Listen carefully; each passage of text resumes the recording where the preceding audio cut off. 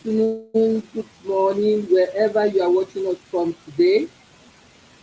My name is Comfort Eyitayo, your regular host for the show. You are welcome. On this program, it is our aim to add value to people on business enterprise and personal growth. Each show is organized to feature guests who are subject matter experts that will throw more insights on the topic of the day.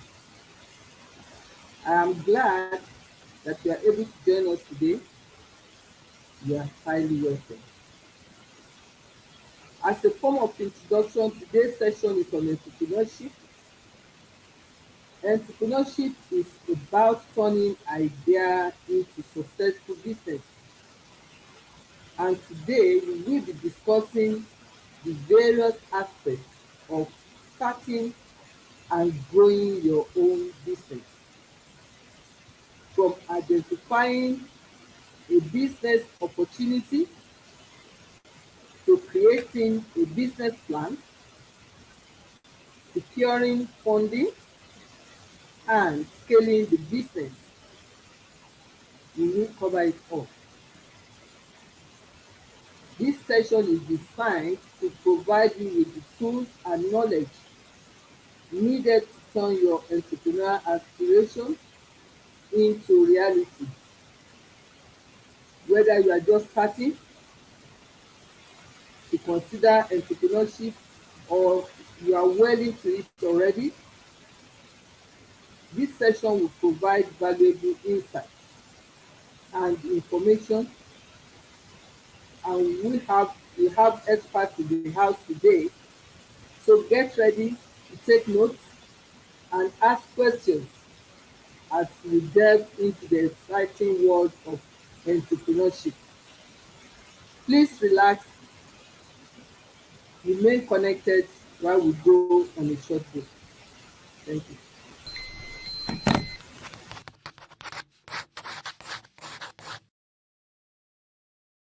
It was a really difficult time when I left my job. I was worried how to manage my expenses, and I was not ready to join another job. I thought, why not go for a business? But I had nothing to invest and was totally blank on what to do. Then suddenly my old house gave me a great idea. Young entrepreneurs are ruling the world today, and why can't I? My old house was located at a small town area near to a market. So I can easily establish it as a perfect guest house for tourists. I ran to speak with my father. What's the condition of our old house? I asked. It's a complete furnished one, you know, but no one to take care of it. I think I should sell it off. What do you say? My father replied. I have a great idea. We can start a good business. We would just take some days to clean our house and give it the look of a furnished guest house. I would deal with clients, and we can even arrange food from a nearby eatery if they want the facility. My father was very much excited hearing this concept, and he too agreed to start the business with me. It was an inspiration for me, and I felt confident knowing my father would always be there with good suggestions. We started preparing a plan how to renovate the house, and even he consulted with an interior designer who incorporated a nice look for our house. I posted advertisements on Quicker, OLX, and other classified sites, and even developed a small website with good pictures and details. I myself was a good writer and posted some nice content that even helped me to carry out a better SEO. I got my friend who agreed to do the SEO with a minimal charge. He studied the competitor sites and prepared a cycle with 3 options. 1. What are the main things that are important to reach the target audience? 2. Distribute data effectively to get instant results. 3. Maximizing the duration value of the contents across various channels. Apart from this, I gave priority to mobile SEO, as users today prefer to get everything inside that palm-sized device. It helped a lot to get good deals, and I realized the true importance of digital marketing. I didn't even miss out the pay-per-click option, and I was able to get more domestic clients earning huge profits that gave me the self-motivation to go ahead. Gradually, I was on the way to becoming a young entrepreneur, and it was a good feeling. I can't even express it in mere words. Today, I handle more than 5 guest houses with transport and restaurant facilities. Presently, my father is not with me, but his support in the beginning was a great thing I miss even today. I organize corporate tours today, dealing with international clients, and this is a great achievement in my whole life.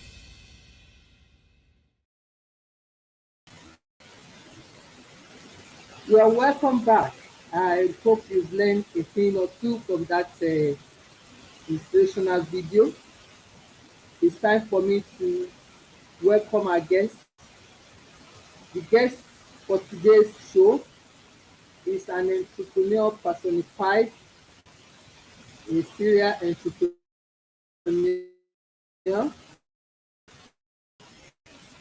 business guru.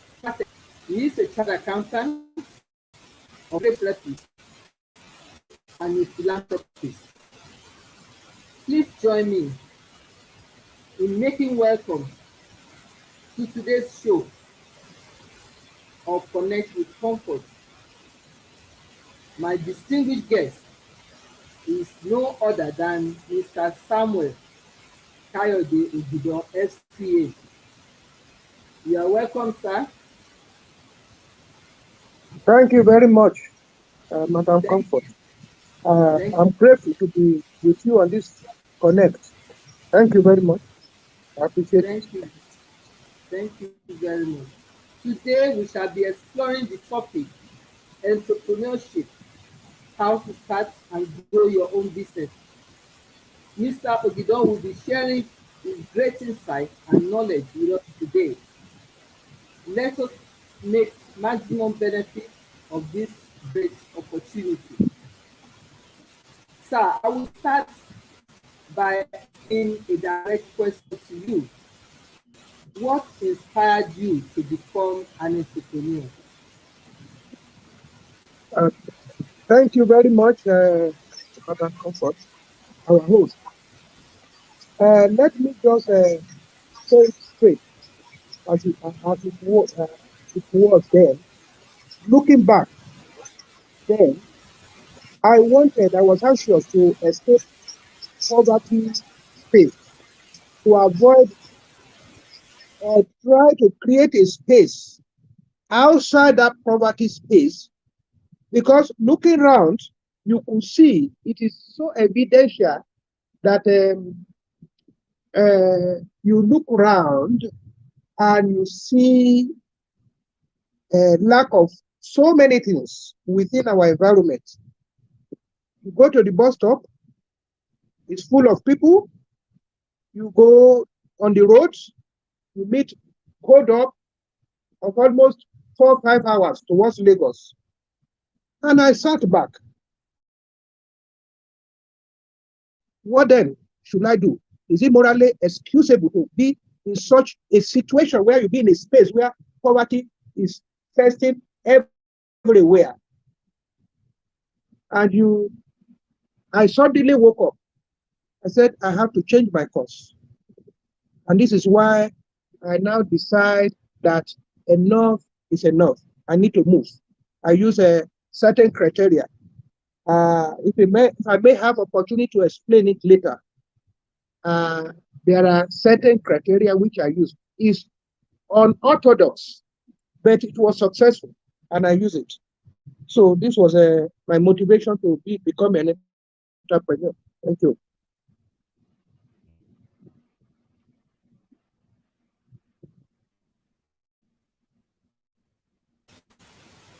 Taking Right.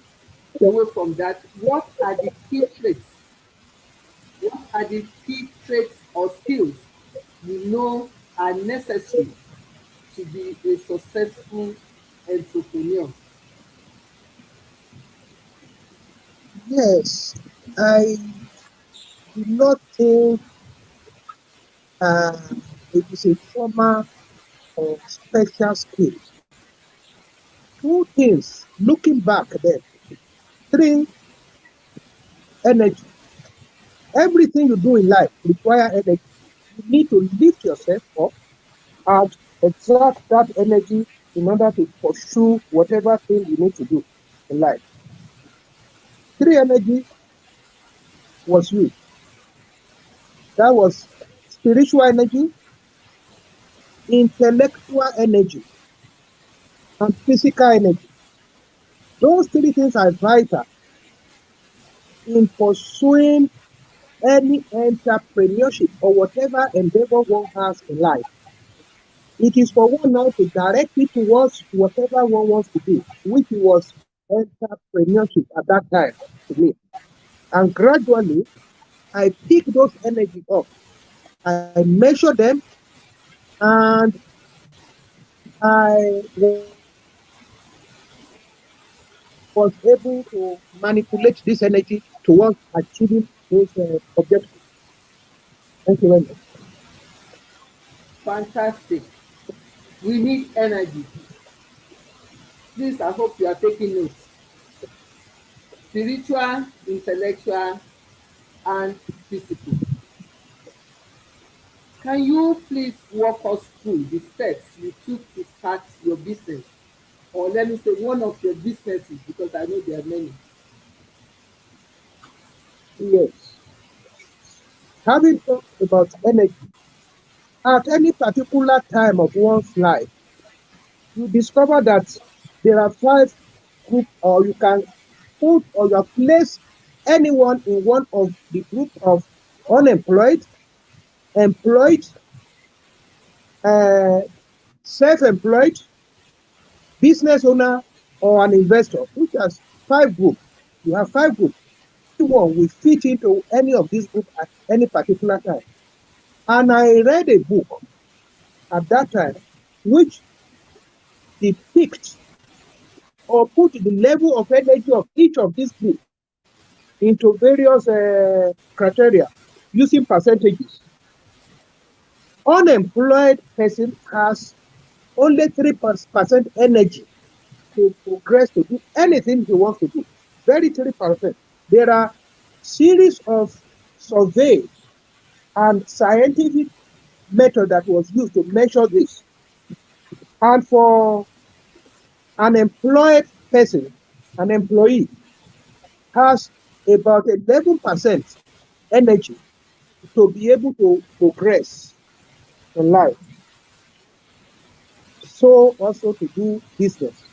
For a self-employed person, it's about 16%. And for a business owner, it's rose to about 35% to do anything to achieve success, especially financial success. And for an investor also, it's about 35%. This was measured in that book. I took one eye to look at that book and I nodded my head.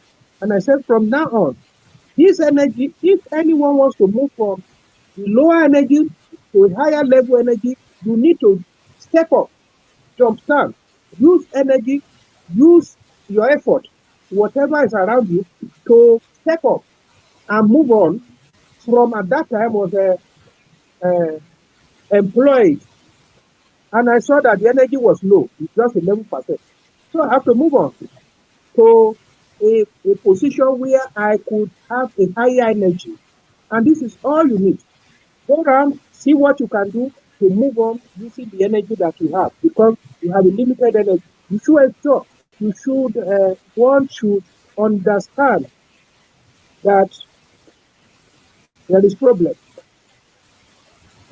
of moving or acquiring additional energy in order to progress. And that is all that is required. And then we now say, okay, now you are acquiring the energy or you are stepping up. What next? How then will you achieve the project? It is very simple. Very, very simple. All you needed is to look at your pattern of life. What are those things that can give you an income? Because the first thing is income. Income is the one that gives you cash flow. which is cash into your pocket. What can you do to derive income?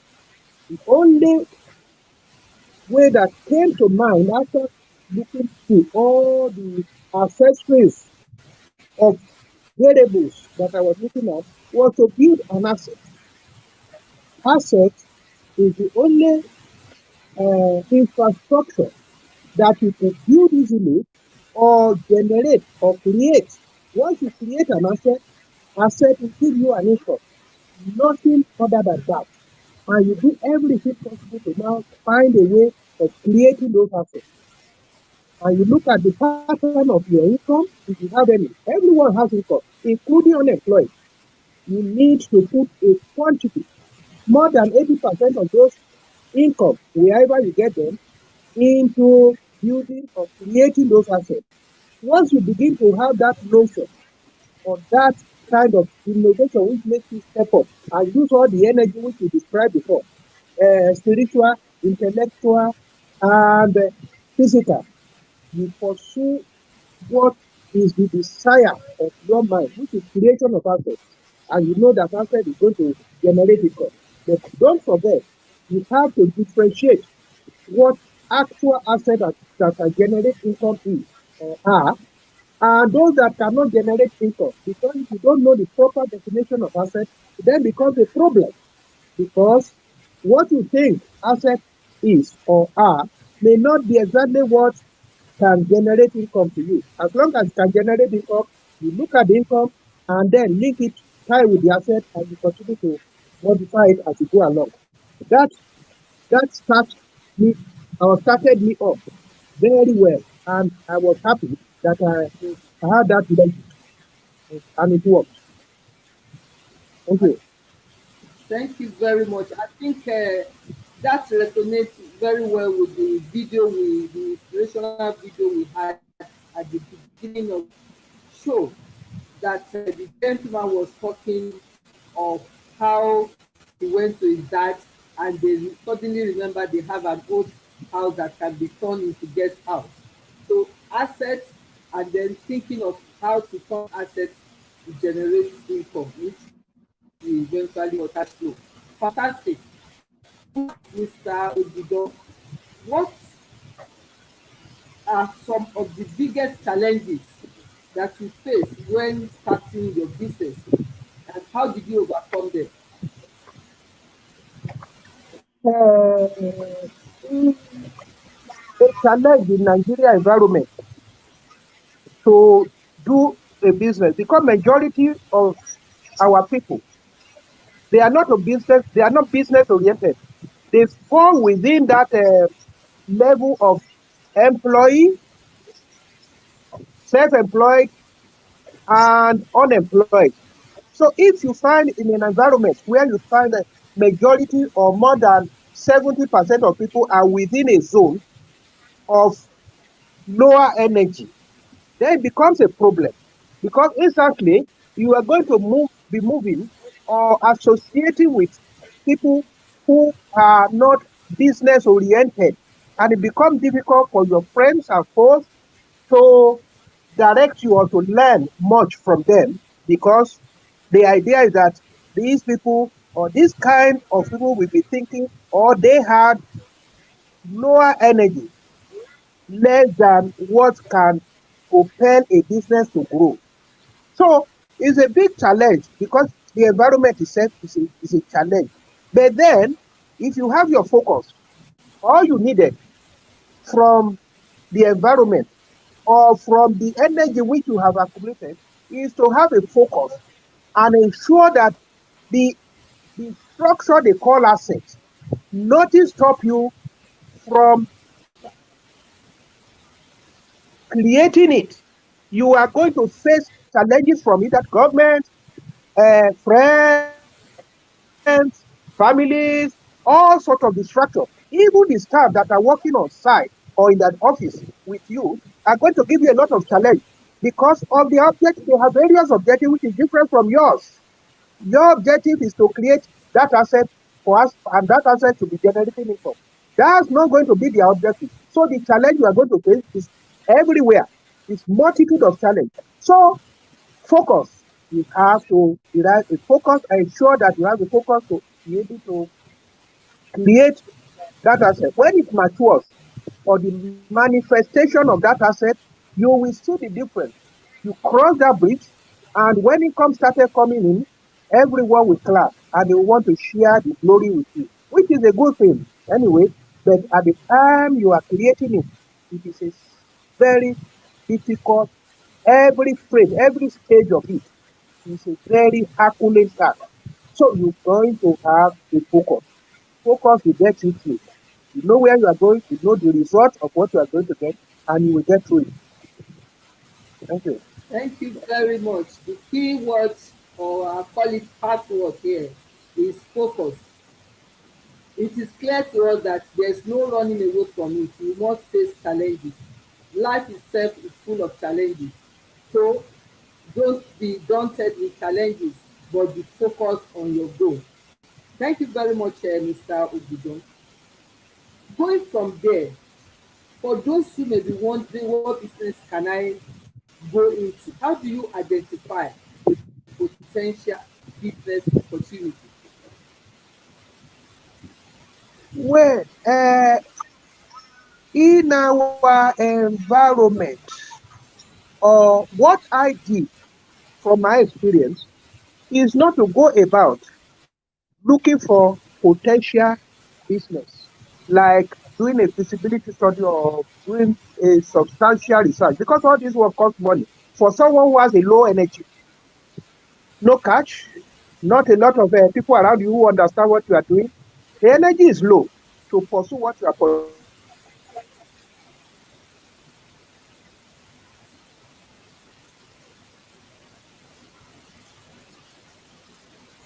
So, art is the needs of the people around me. I look at the poverty level, I look at the sympathy I have for people, and how much I could have helped them if I have opportunity to do a thing for them.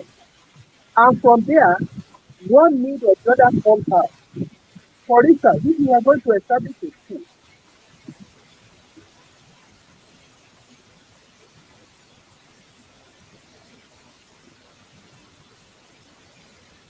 number of so many youth that are passing out and yet no job.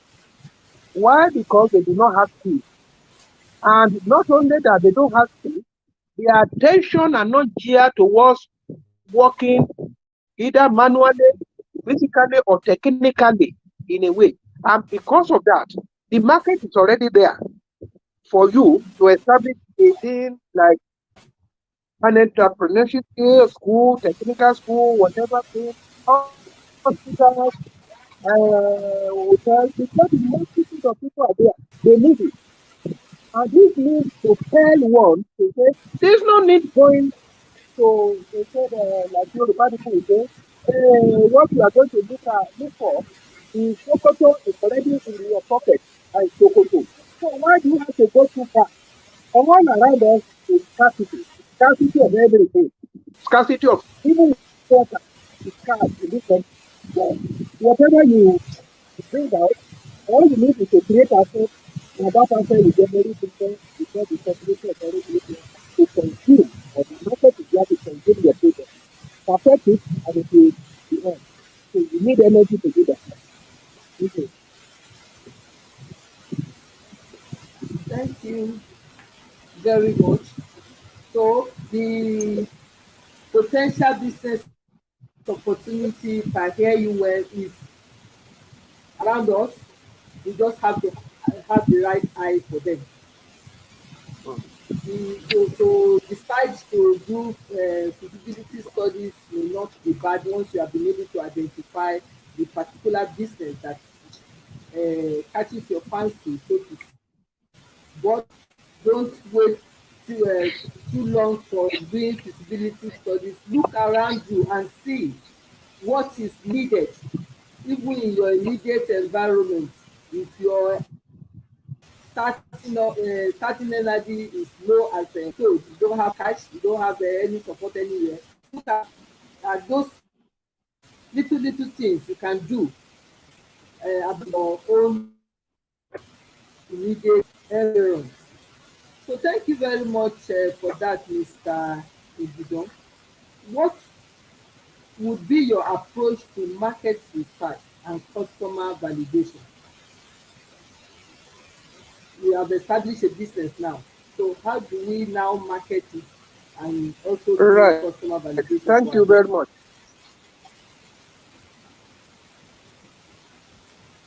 Thank you very much. As far as market research is concerned, it's a simple logic.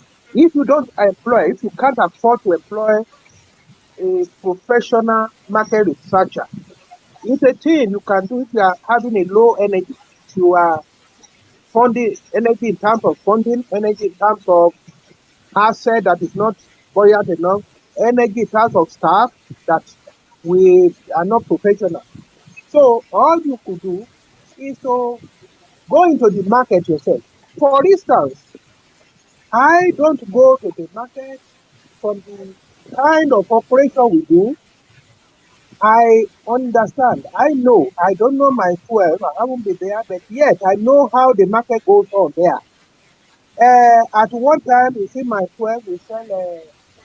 This week, they might be selling a basket of tomato for about 20,000 or 30,000. In another 5 days, the same market of tomato fall as far as much as low as 5,000. And you look at yourself and say, what is it that is going on there? The same is bags of onion. Onion we sell at about 40,000, 50,000 in one market day. In another 5 days, it goes down as much as 10,000. And you wonder, what is it that is causing this fluctuation? These are market gaps which one can exploit if you really want to go into entrepreneurship. So it's not a question of you need to even send people to that market and ensure that what they are giving you is correct. Because we are in the market, we are outside.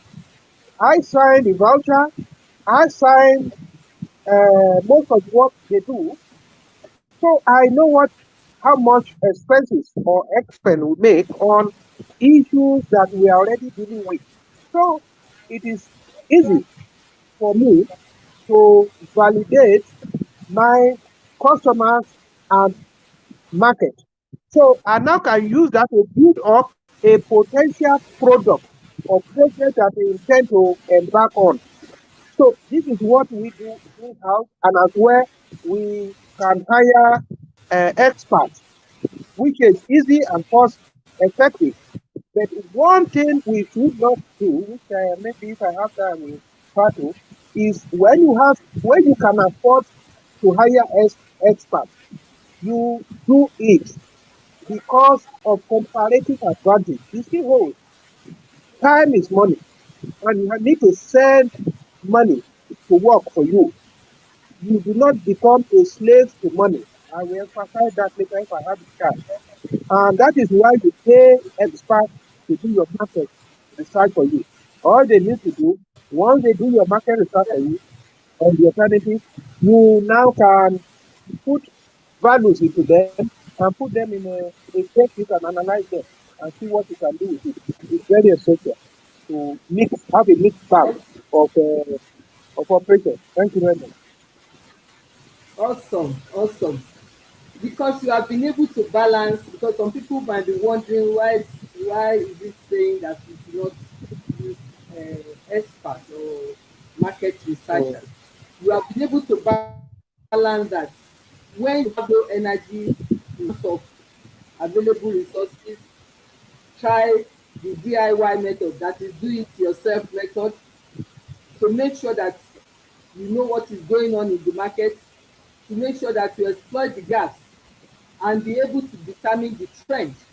But when you have money, it's not just because you have money you hire experts anyway, but where you think your knowledge will not carry you to achieve the best and you have the necessary funds, it's always better to use professional, as we have been told by Mr. Ogidan, that comparative advantage is there, and that makes a lot of difference in terms of value that we are getting.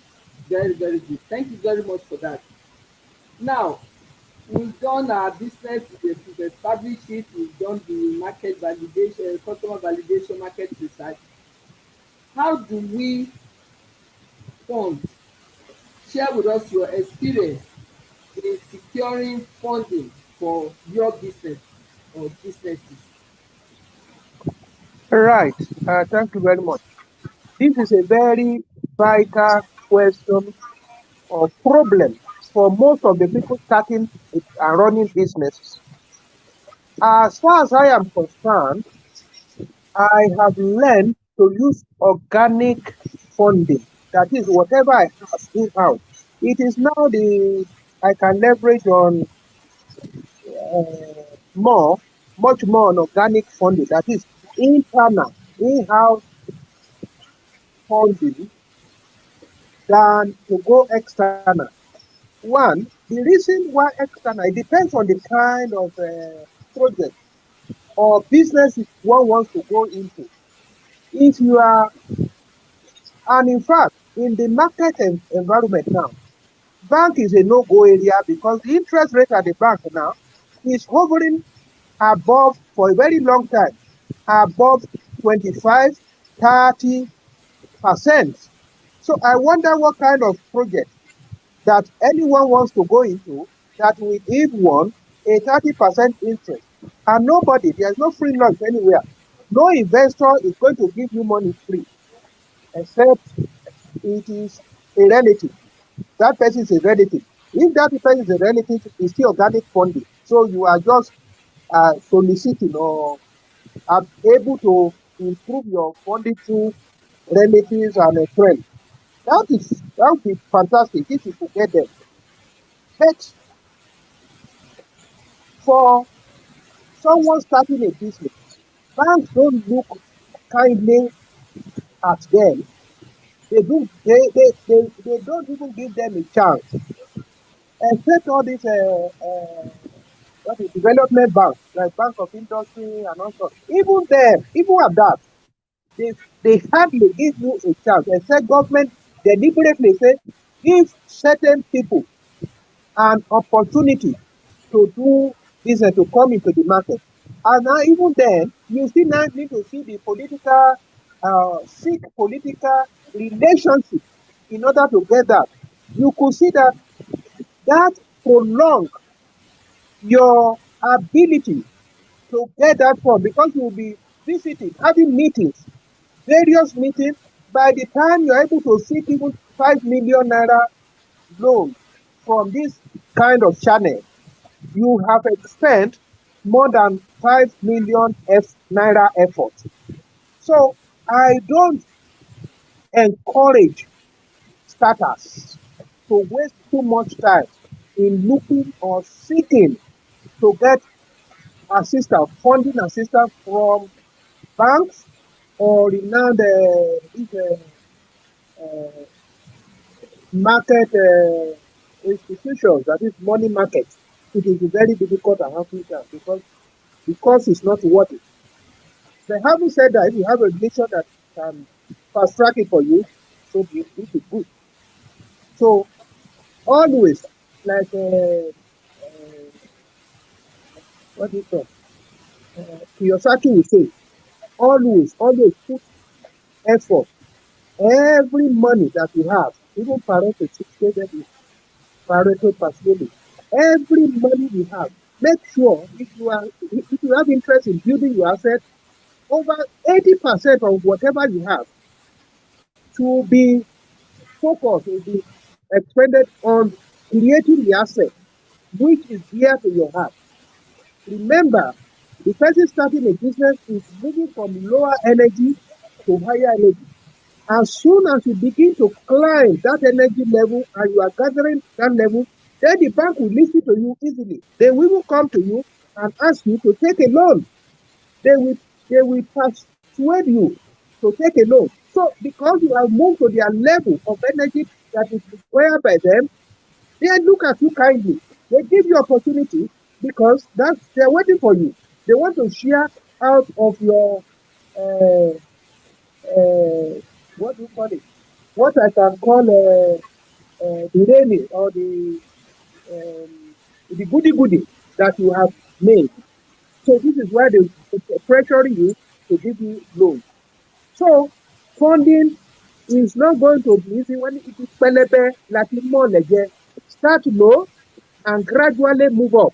Because anyone will ask you, the money you made over a period of time, whether it's your gratuity or whatever source of fund you have made, what did you do with it? That's the first question anyone will ask you. If you've done well with it, you should have built a little asset, even renting an office, even buy furniture. Put them in the office. Let people see what you have done with the little money that you have. And then encouragement will come through all other sources. You can organize what you call opening shower for launching that product, and people will come and patronize you. So people want to see action before they create a movement.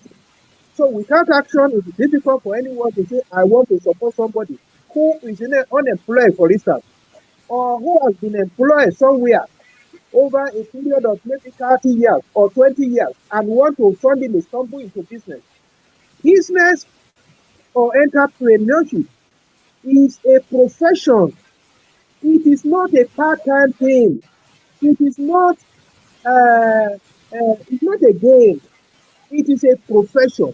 If you face it fairly, there is more to it. There is more for you to gain than any other profession that you can think about. Take it as a profession, be serious with it. Forget about funding. Funding is it's not a big deal. Funding will come automatically, and people will be begging you to give you money. You will be giving other people money because the intention is not for you to just where is money, money, money, money. No, the intention is for an entrepreneur to help people around there. You create businesses, and as you are creating businesses, you see that funding is coming, and you are able to create other entrepreneurs within your own space, and life become easier, and you talk less of funding. So that's how it goes within the system. Thank you very much. Thank you. Thank you very much.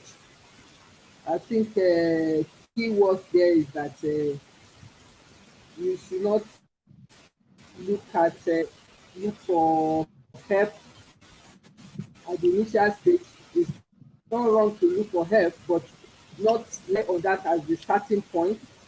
Once we have in our mind that we're going to go into business, we should start thinking and planning towards it. Like they say, save for the rainy day. You start putting something aside, like from the low energy when you are income earner or part-time business person, you start saving. So when people see, like let me also follow suit with this Ogidan. They said ẹlẹ́rù ló máa ń kọ́kọ́ gbé. When you have a load and you make effort, you want to try and carry the load, people are likely to assist you. But if you have the load standing and you are also standing and looking at the load, they will look at it and pass by. So you also have to show what you have been able to do with the little resources that have been available to you, maybe through the family and friends circle and your own personal savings. And then you can now say, look, this is what I've done so far. I need assistance to go further to point B. It's better than to be at point zero and say, I want help. So I think that's to me a takeaway from that point.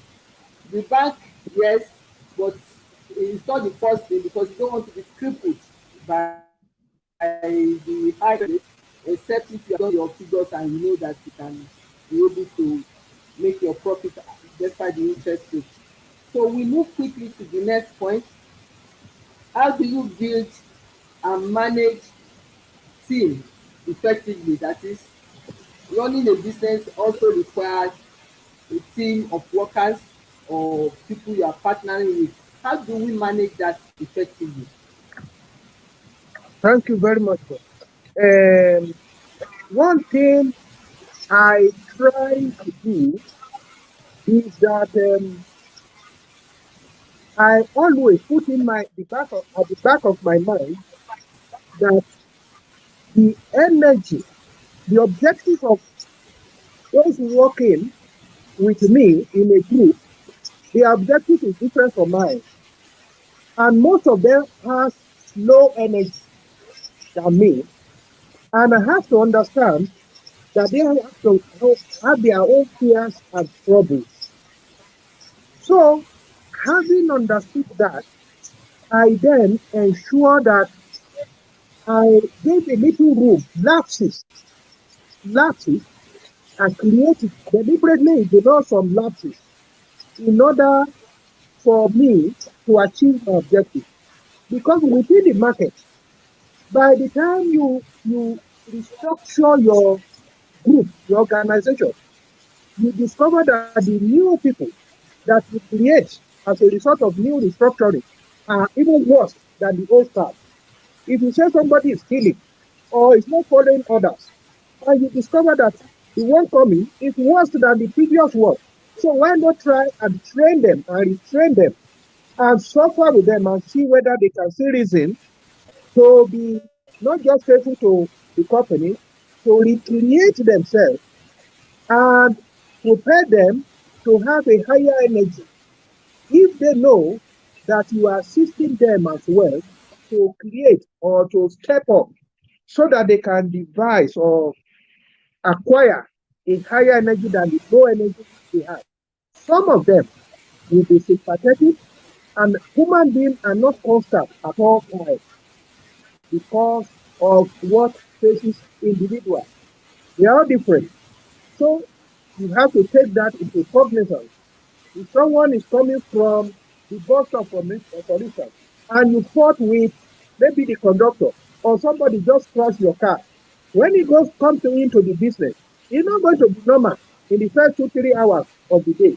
So you could approach them carefully because if you are not careful, it's going to vest the anger or put that aggression, shift it on you. So carefully, jokingly, and you see that you get to understand what was it that is causing that aggression, anxiety in his mind that is not focused on whatever. So you assist them because your objective is not to dilute your own objective. Create asset, let asset generate income. All they are part of the asset process. Human capital is to be an asset to you.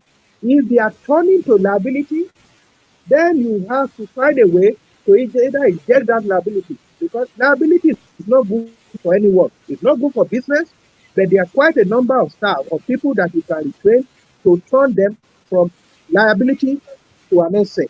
Even the human being, the children we have at home, the wives or husband we have at home, we gradually can turn them to a useful asset instead of being a liability. A lot of us are liability to ourselves and to the environment, but we gradually can turn them. So you start from your working place and gradually you see it changes.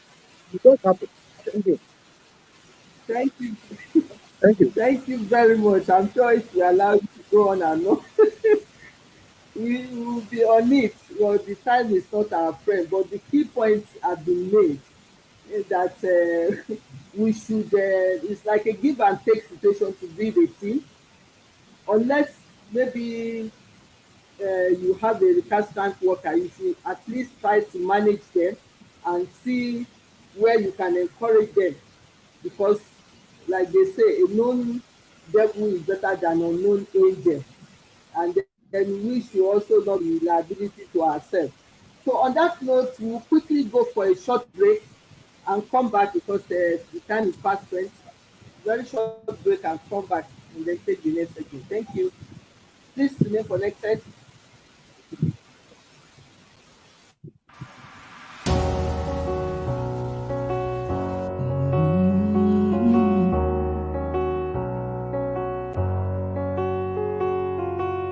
You don't hustle tire. You know they take you holiday. You write application, you go for auditions, but still, it be like saying no, they pay. They don't laugh you tired. Some say until your mate get the aeroplane. Before you go make calm, you beg God to make calm, but see, everybody getting late. So my brother hustle, so my sister work. No condition lasts forever, your own turn become. So my brother hustle, so my sister work. Beans you know they cook forever, your own beans go down. If you see person make a more, rejoice with them. If they ask you what's your no, take no offense. See this life better, know your time they come, because no be only you kill Jesus, we plenty for there.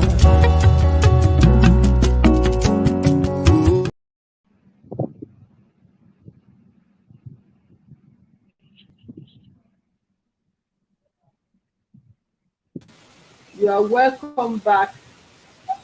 You are welcome back. We have 2 questions from our viewer. One that says, "Sir, do you agree that it's better for a startup to have loyal staff than good ones?" That's from Mr. Oluketui. Did you get that, Mr. Okay. Ogidan? Yes. Whether to build It's a better loyal for staff. a startup. Yes. To have a loyal staff.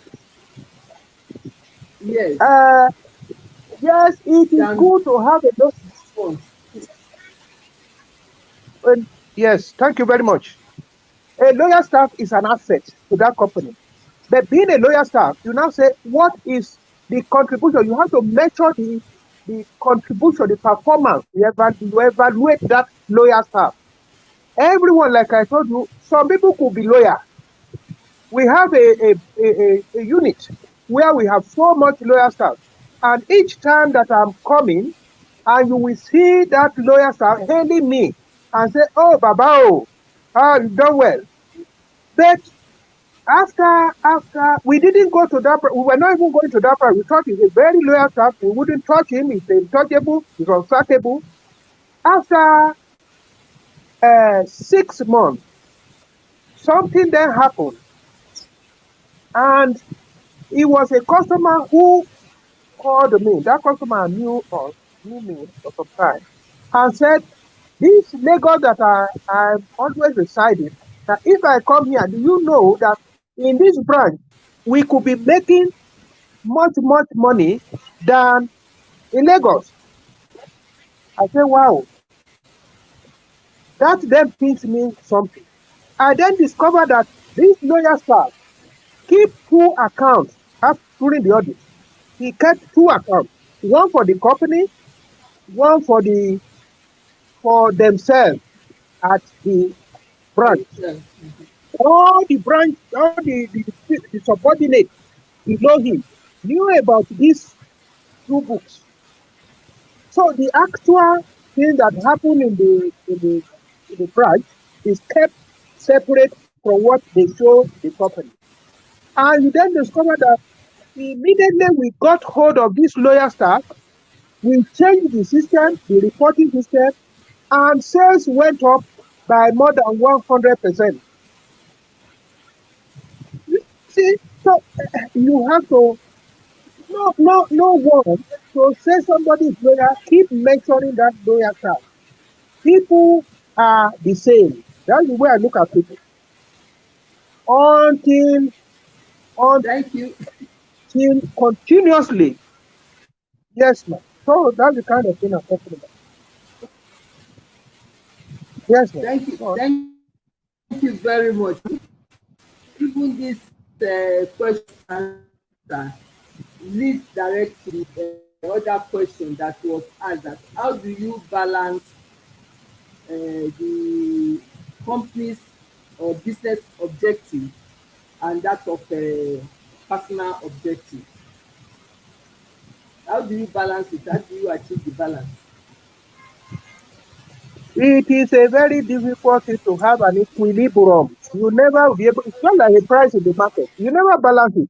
You are going to be trying to balance them by seeing what you can do for individual star or group or whatever thing, but the priority should be your corporate. Know that it's a tug of war. You, as the chairman or the director, the person at the top, is drawing the rope, and the others who have personal special objective, or whether they have special or not, they drawing the rope on the other side.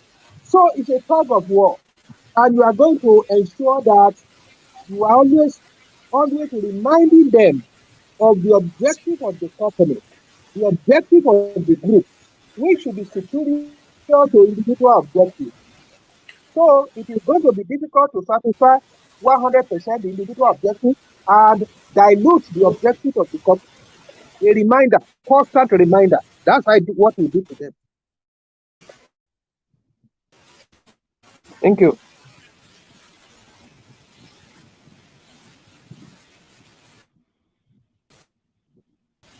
Thank So you. much. How do you balance risk? How do you balance risk and reward in your decision making? Risk and reward. Risk and As we reward. are told, the higher the risk, the higher the potential reward. How do you balance it? Okay. Risk and reward is people look at it as it is when you are running a business in Nigeria environment, there is no linear relationship between risk and reward. But that's what the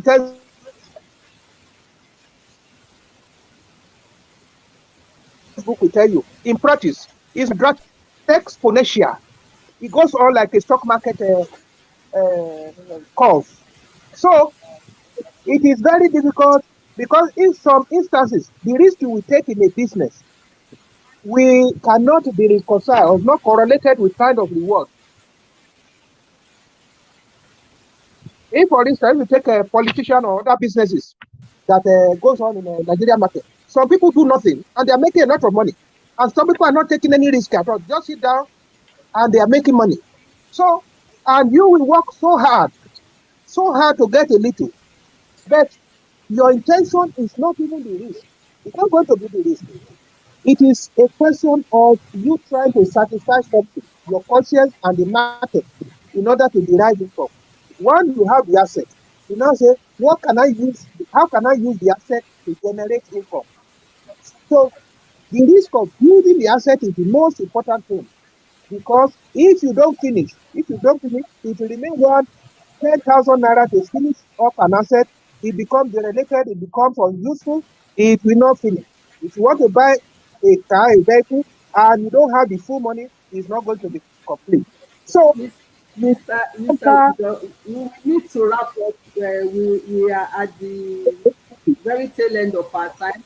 I wish we can go on and on. I'm sure that we will end up with this kind of a scenario with you.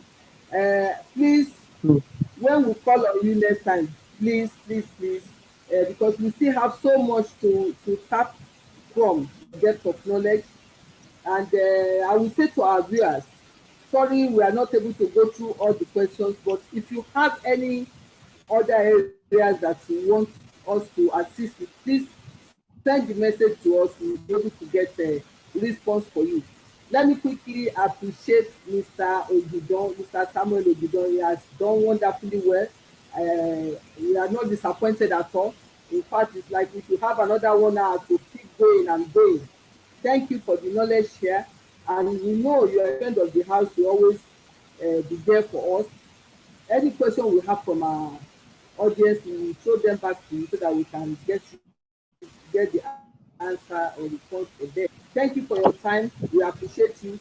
As well, I want to appreciate all our online audience today. Thank you for joining us. Thank you for the sustained interest in this program, Connect with Comfort. We hope that you've learned one or two or new things. And the essence, like I said earlier, is to add value. So we hope you have been able to do a bit of that today. Don't forget the focus, business opportunity, get your brand development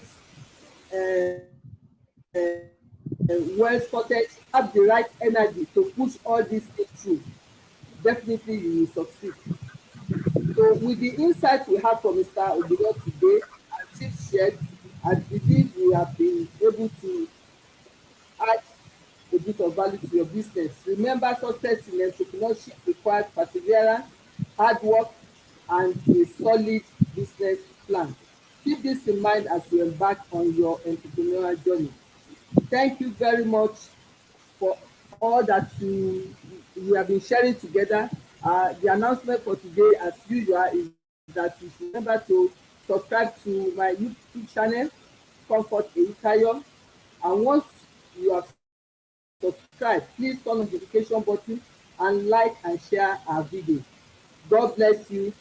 Till we meet next week, remain blessed, and I wish you all the best in your entrepreneurial endeavor. Bye for now.